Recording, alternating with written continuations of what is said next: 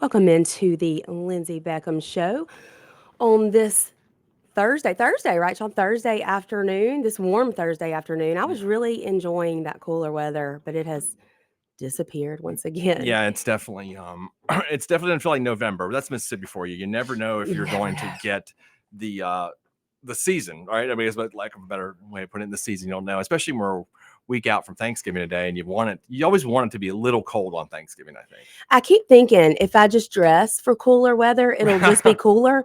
Then I just end up being hot and sweating and miserable. Well, I read one time that people naturally, even when it's a little warm during the winter or holiday season, they start dressing like it's cold just because like your mind goes that Well, way. it does, but and I'm just hoping I can make the weather go along with my mind, but it's not working.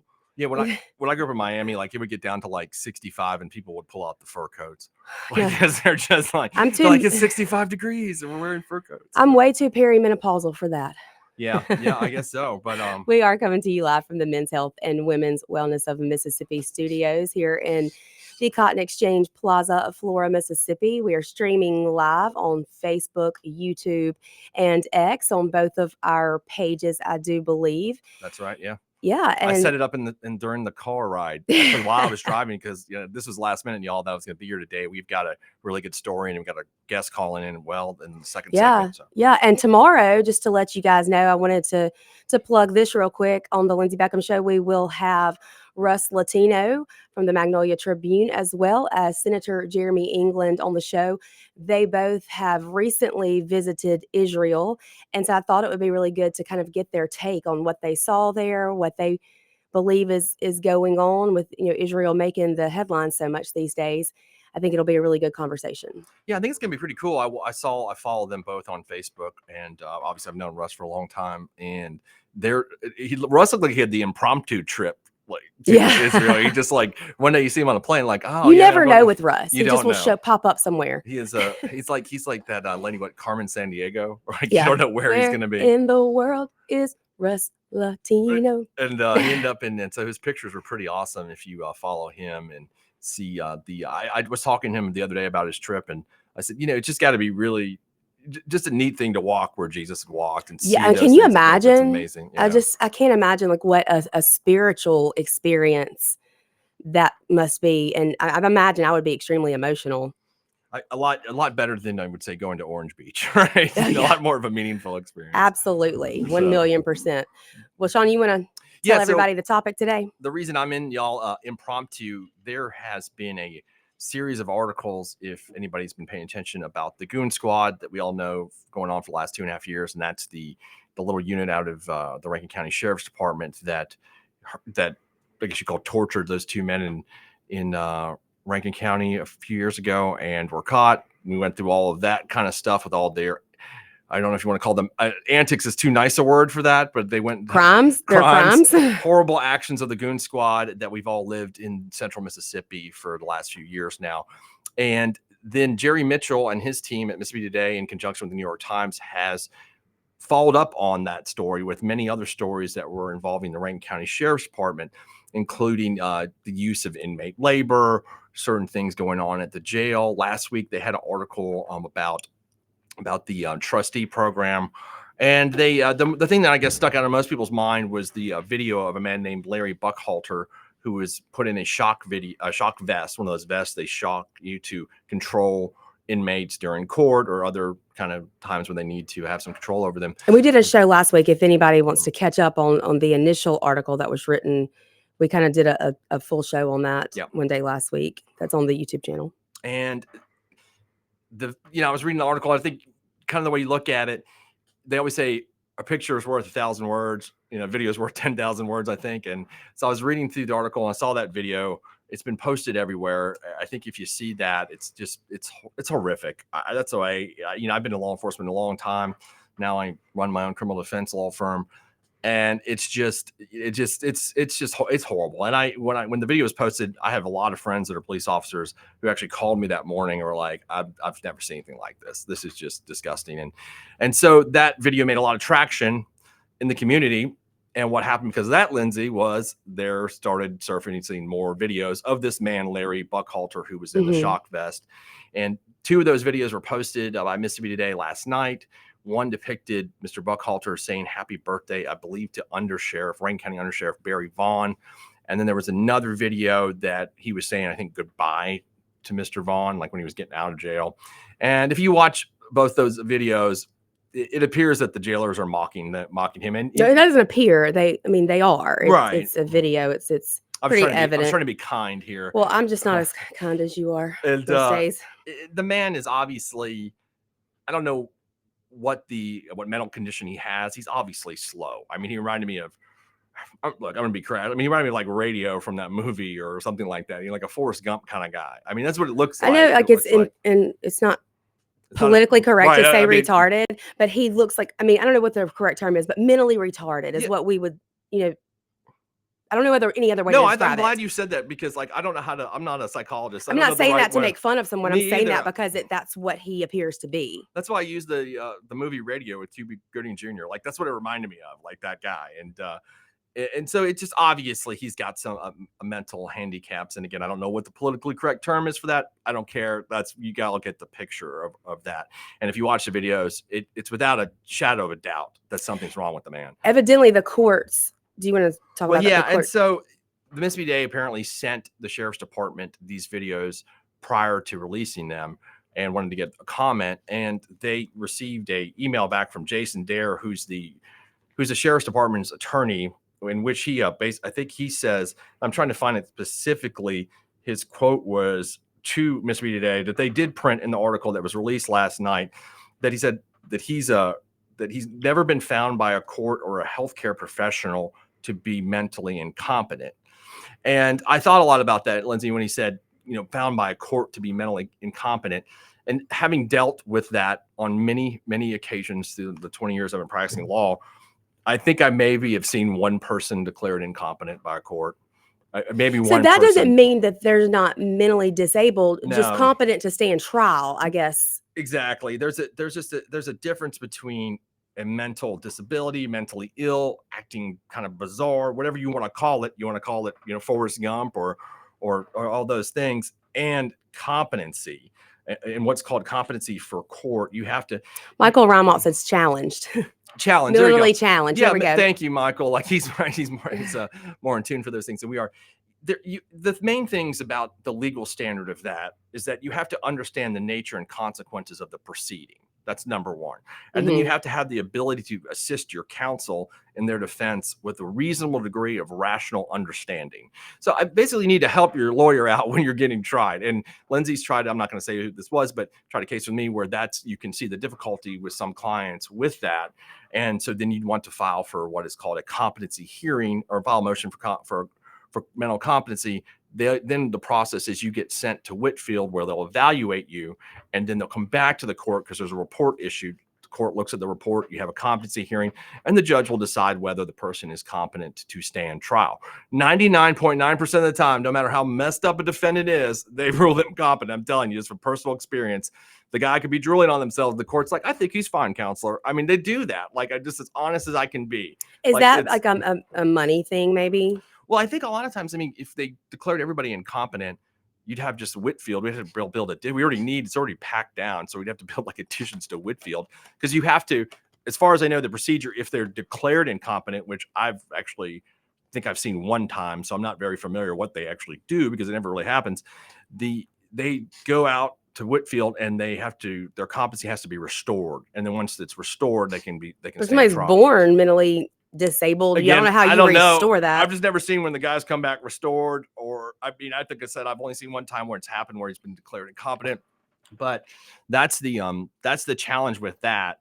And so for Mr. Dare to say, well, a court's never declared him mentally incompetent. He clearly is. I'm like, okay. There's three Anybody videos that's in the system knows that's BS right there. Like anybody that with common sense can watch that video and see that man is mentally challenged. Thank you, Michael. And that they're mocking him for that, and it looks like a bunch of high schoolers, and they're doing it. And in the three videos taken together paints a pretty good picture of what they were doing to that man. And what I said last week, and I want to reiterate, it is why. I mean, who gets their kicks and laughs and entertainment from something like this? is my question.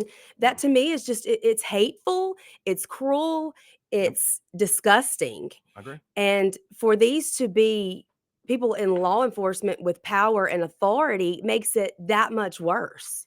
No, it definitely undermines the trust that people should have in the system as a whole, I think. And they interviewed Mr. Buckhalter's family, and they were just I just felt so bad for them reading that, seeing that their loved one was mocked like that. I mean, the guy obviously, and whether his competency was caused by drug use, probably was. I mean, that happens, right? But I mean, I I don't know. don't know that it to that extent. I mean, I think it can become I think you get burned out. I'm not an expert on that, but I mean, you've met people that have become serious drug problems, and then it causes like them mental challenges. So I think but I don't know I don't know what the cause is. The fact is, you can look at the video. So to email Miss Day back and say, well, no court has said that. I mean, that's ridiculous. And Mr. Dare knows that just as well as I do. Like the court probably had a competency hearing for him, and he passed it. Which is just ridiculous. But I think anybody can see what that was. And I'm glad that the Mississippi Today printed that. I also think it's pretty interesting too that shock video, Lindsey, like caused enough, I don't know, like anger in the community where other people are like, hey, got some more videos about this. This ain't the only one. Mm-hmm. And I think I told you this morning how much more is out there, because I'm sure there's a bunch of video, maybe not with just Mr. Buckhalter, but with whoever. And I doubt this was the only guy they were doing that to. I don't No, think and what's even more sad is that you can tell that he probably doesn't even realize that they're making fun of him. No, he kind of thinks he's in on the joke. Yeah, he's part of the club. Like, yeah, sure. It's just it's mean. Throw this vest on and shock the crap out of me. It's mean. Am I cool? Hey, gonna get a Coke now?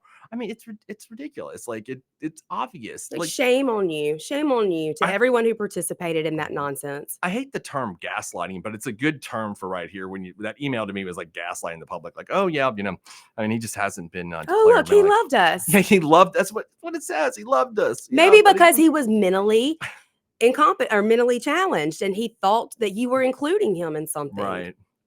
Disgusting. It's just disgusting. It was pretty bad. So I think everybody should, if you get a chance, go to Mississippi Day, look at the 2 new videos. Imagine there's probably more coming. And I don't know, again, if they're going to involve Mr. Buckhalter, but I'm just going to take an educated guess here. Oh, you mean the other videos? Yeah, because these ones are all from 2018. That's right. Because I think like I said, like if they were doing this to him, I don't think he was the only one. That would be my opinion on that. We'll see what tends to pop up. But it's a great article. And what time is our guest calling? That'll be the next segment. Okay. So we're going to have Brian Howey from Mississippi Today that is been working on the story for quite a while, written several stories, and he's going to discuss the video and how they acquired the information about. Can I tell him how I'm not a fan at all of his publication? Well, I think he actually works for the New York Times, and it's like they're on contract. Oh, I'm not a fan of them either. I know you're not. I like them. I know you don't. But anyway, we'll talk to you. I did see the New York Times on my way here. I got a notification that they printed the CDC language changed overnight. Let me just throw that in there real quick. The CDC has now printed on their website that the statement, vaccines do not cause autism, is not factual, that they are unsure, and that medical professionals have refused to look at the data. They've refuted it. And so makes me excited.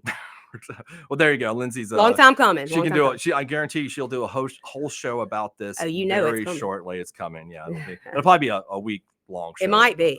Deserves it. So anyway, we are going to go take a break, and in the next segment we'll have Brian Howey from Mississippi Today that wrote these articles, that's done the investigation in this case, and they've part of Jerry Mitchell's team, who's done an excellent job, and we look forward to hearing him. So y'all stay tuned and listen to that. We'll be right back.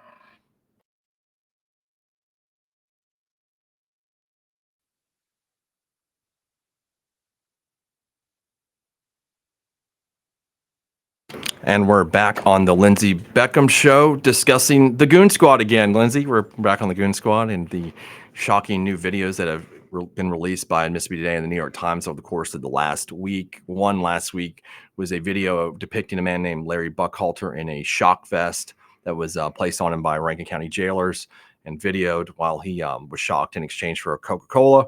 And last night we saw 2 new videos. One involved a happy birthday to, I believe it was Under Sheriff Barry Vaughn, and then goodbye to Mr. Vaughn, like a farewell or something video. I'm going to have, but I'll have somebody else is going to explain that in more in depth. We got Brian Howey from Mississippi Today on the line. I'm going to answer that right now.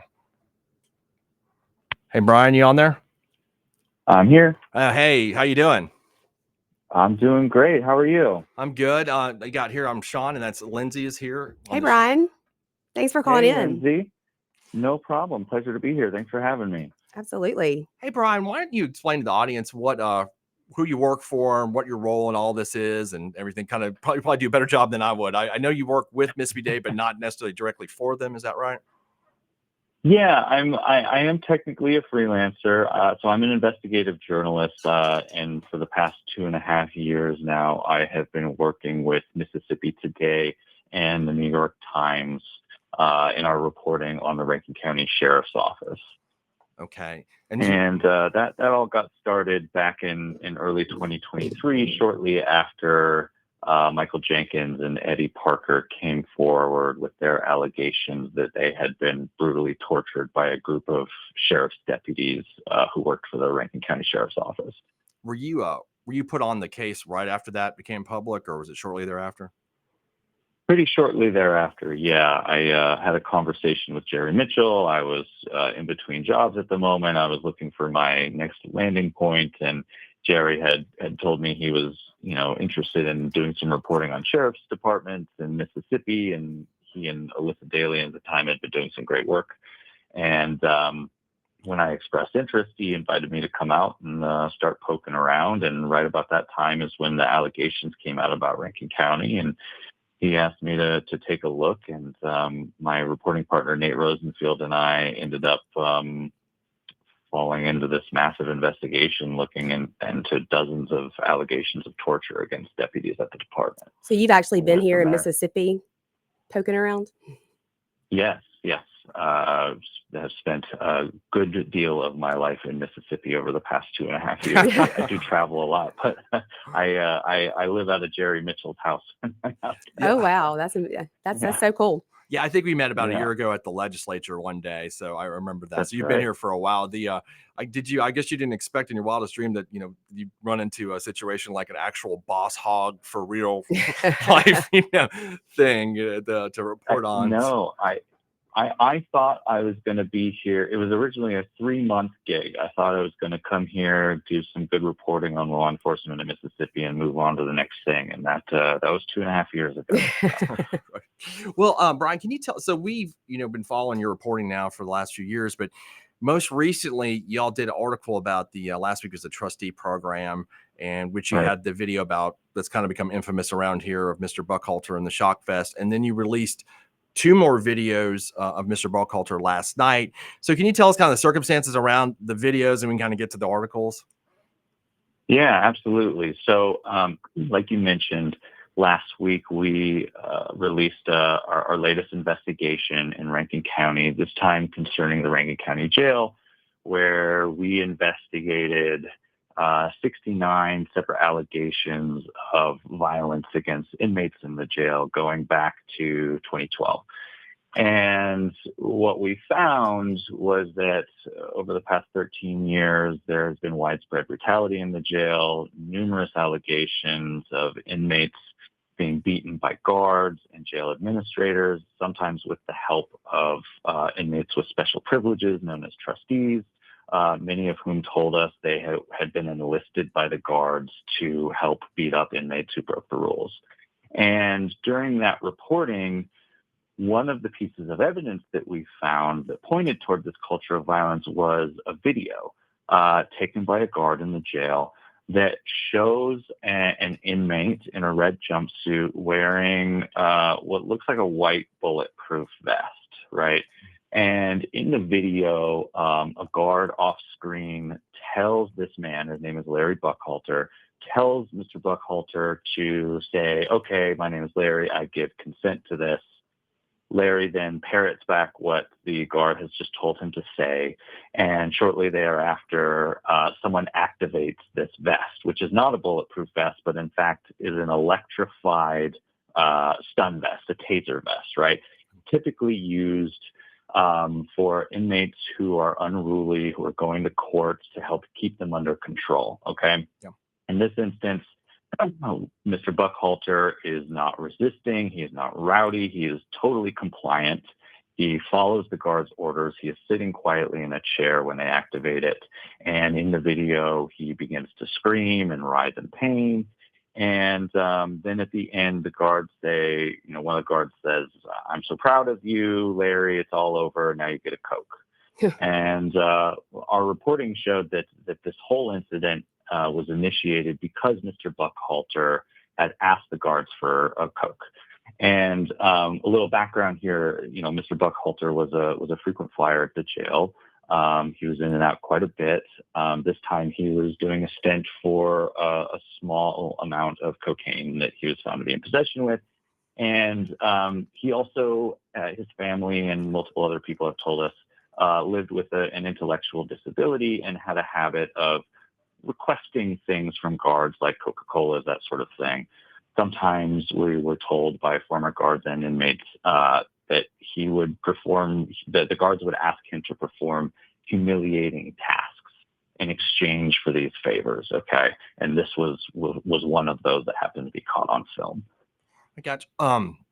So that we're talking about specifically the shock vest, but then you came in possession of 2 other videos. When did that happen? Because the shock vest just came out, Thursday or Friday morning, something like that?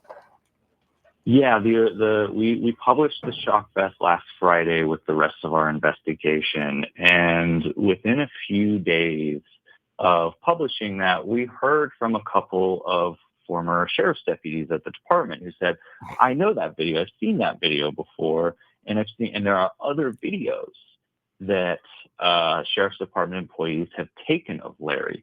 And one of those deputies ended up sharing, one of those former deputies anyway, ended up sharing 2 of those videos.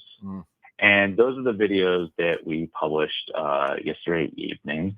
The first one, so first of all, some context here, they are both taken within days of the shock vest video showing Larry being shocked in the taser vest. A few days later, the guards recorded another video in the same office, we're told, that belonged to a high-ranking guard in the department, showing Larry wearing a party hat and blowing into like a birthday party noisemaker and singing "Happy Birthday" to someone named Barry.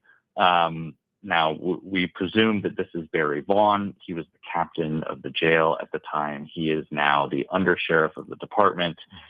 Some further context: in our original investigation, we found that Barry Vaughn had been accused by multiple inmates of beating them as punishment for breaking jail rules, like sneaking in a cell phone or failing a drug test. Okay, so this first video shows Larry singing "Happy Birthday," blowing into the noisemaker, that sort of thing. Okay. Mm-hmm. The second video that we obtained was filmed just a few days after that one, and it shows Larry in what we are told is the sheriff's wife's office. And he is speaking to Barry, again, we presume Barry Vaughn, saying, "I love you," after being told by someone off camera to tell him you love him. He says, "I love you. I'm leaving the jail. I'm getting released." Right. Mm-hmm. And as he says that, you can see behind him there's someone in a sheriff's department uniform holding up a plastic wet floor sign. And this person slams the sign into the floor, and it scares Larry, and he starts to yell and scream, and they all laugh off camera at this, and then the video ends. And you had, I think in your article, mentioned that you'd reached out to the sheriff's department prior to publishing the videos. Is that correct? That's correct. I mean, anytime we're going to publish an article, about the sheriff's department, we always reach out to them and give them an opportunity to respond to our findings, to point out any facts we may have missed, just in the interest of making sure this is as factual and accurate as possible. And when we sent what we call a no surprises letter, just a review of what's going to be in the upcoming story and a request for comment, the sheriff's department's attorney, a guy named Jason Dare, replied saying that Larry Buckhalter, he dealt with crack cocaine addiction. I'm sorry, I don't know if I mentioned this, but Mr. Buckhalter died. He passed away in 2021. Mm-hmm. Okay, and so we haven't been able to speak to Larry about his experiences. Only his family, the sheriff's department, and guards and other people who knew him. But Mr. Dare said that Larry, had a crack cocaine addiction, and that that that the videos show his genuine affection for the Rankin County Sheriff's Department. They say that he never went hungry and was never brutalized in the jail, but that Hey, Brian, told them. Can you hang on for another segment because we got to go run to break real quick? Is that cool? Sure, no problem. All right, hold on one second. We're going to be back on the next segment talking to Brian Howey with investigative reporter assigned to Mississippi Today on the Goon Squad cases. Be right back, and please tune in for that.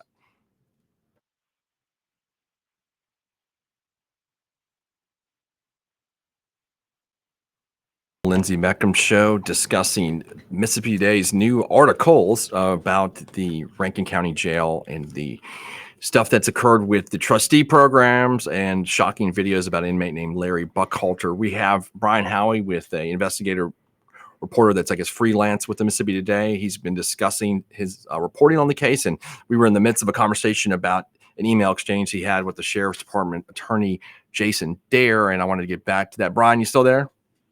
Yeah, still here. So Brian, I know we were talking the last segment about that email exchange you had with Jason Dare, who's the Sheriff's Department's attorney. Can you tell listeners about that email, what his response to you was regarding the two new videos, the birthday video and I guess you would call it the farewell video? Sure. Yeah. Maybe, I think it might be best to let Mr. Dare say it in his own words. So I'm just I have his statement here in front of me.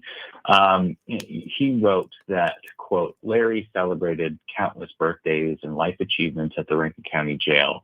He never went hungry and was never brutalized, both of which he claimed were regular occurrences in the free world. He continued by saying, although Larry could not give his side of the story for your article, these videos perfectly show his genuine affection for the Rankin County Sheriff's Department. The fact you try to spin it as mockery is shameful. Yeah. It's shameful, all right, but not in that way. Yeah, I just I saw that you had printed a portion of that in the article last night, and I was telling Lindsey, I've been a lawyer for 20 years on the prosecution side for a decade of that, and now I do criminal defense.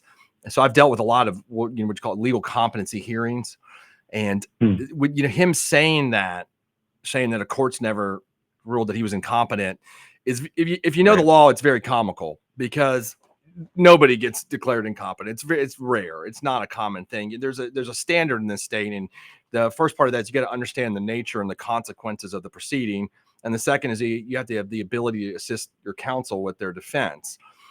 So, and the process is once you file one of those motions, somebody will get sent to Whitfield. They'll be evaluated. A report gets sent back, and then they'll have a hearing, what's called a competency hearing. At the hearing, the judge will determine whether the person is competent or incompetent to stand trial. 99% of the time, they're found to be competent. I don't care if they're drooling on themselves. You know what I mean? Like, it's just the way that it works. And I think, him saying that, yeah, I mean, that might sound okay to the public, but when I read that, I was like, yeah, okay. Anybody with common sense can see that man on video and see he's got some sort of disability. I don't know what you'd call it. I'm not a psychologist, but I think it's very clear to anybody that watches that. Yeah, I think another important piece of context here is just the Mississippi healthcare system in general. And, we know that people fall through the cracks of the system on a regular basis. And if Mr. Buckhalter has been uninsured for most of his life, it's unlikely that he would have gotten an official diagnosis. But regardless, we know from speaking with his family and multiple other people who have come forward to us saying that they knew him, that it was widely known that Mr. Buckhalter lived with some sort of intellectual disability. Yeah. So in the video there, do we know for sure the voices that we're hearing? Have y'all been able to confirm who those people were that were speaking? It's really tough to confirm with any absolute clarity. We've certainly spoken with former guards and deputies who have wagered guesses, but we're not really in a position to republish those at the moment. So. Gotcha. Well, But Brian, we do know go ahead. from speaking to former deputies that the two of the videos occurred in the office of a high-ranking guard in the department, and the third one appears to have taken place in the office of the wife of the sheriff. So, Which there's a whole, and I'm sure you guys have unveiled the whole backstory there.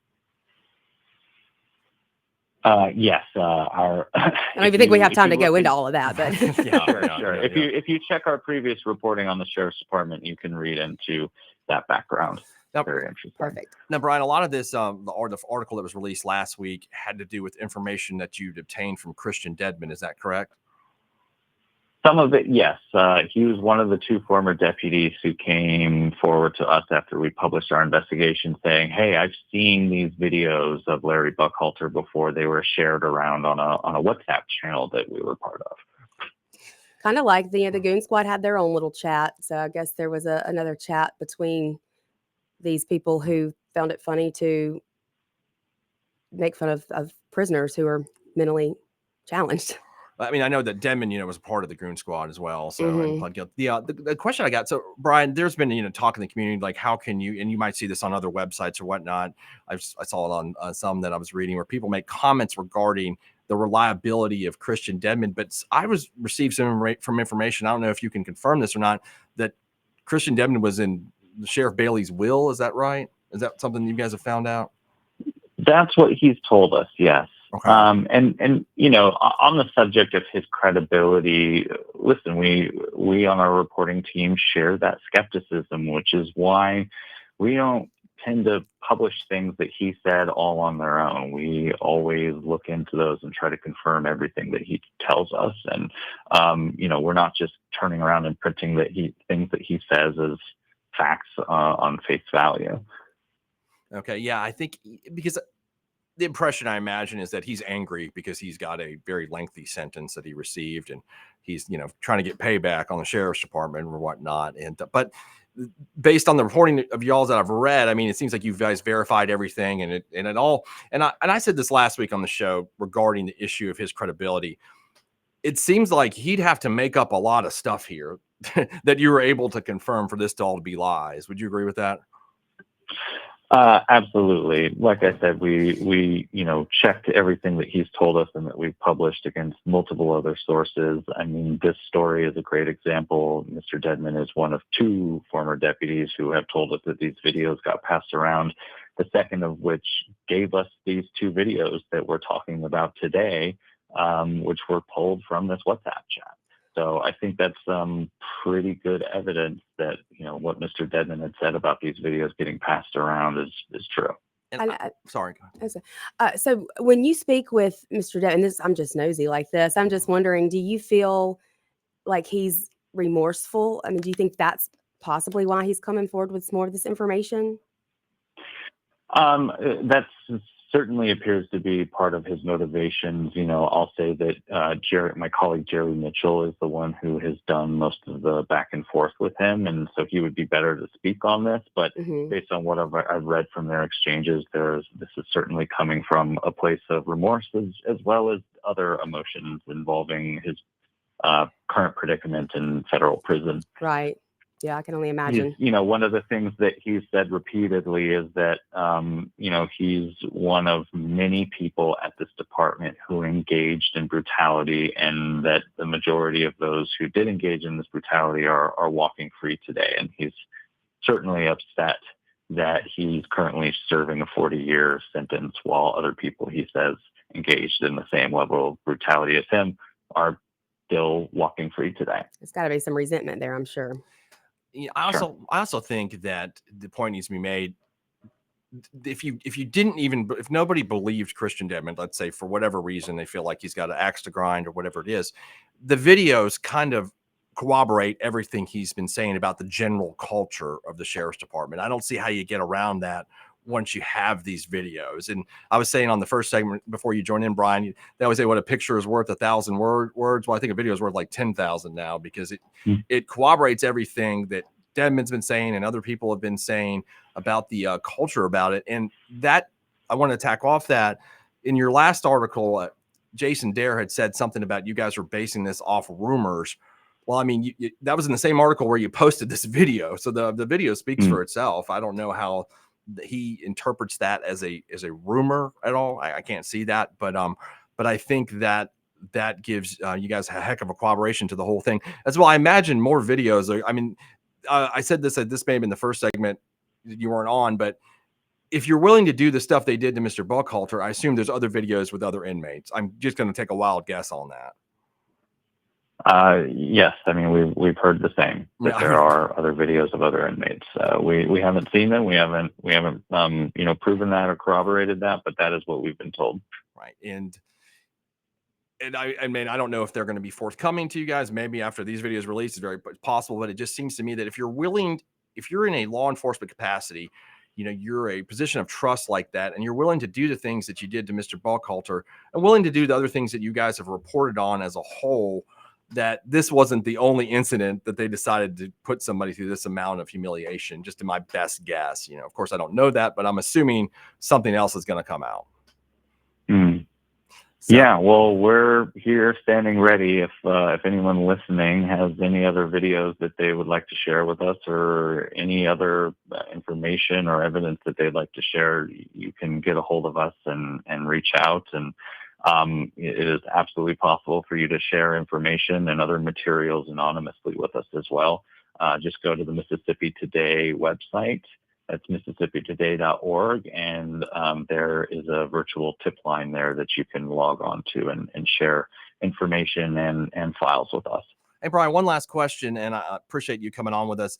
How long are you guys done with this story? You guys keep on trucking on it? What's going on with that? I think it's safe to say that we're not done yet. Didn't seem like it to me either.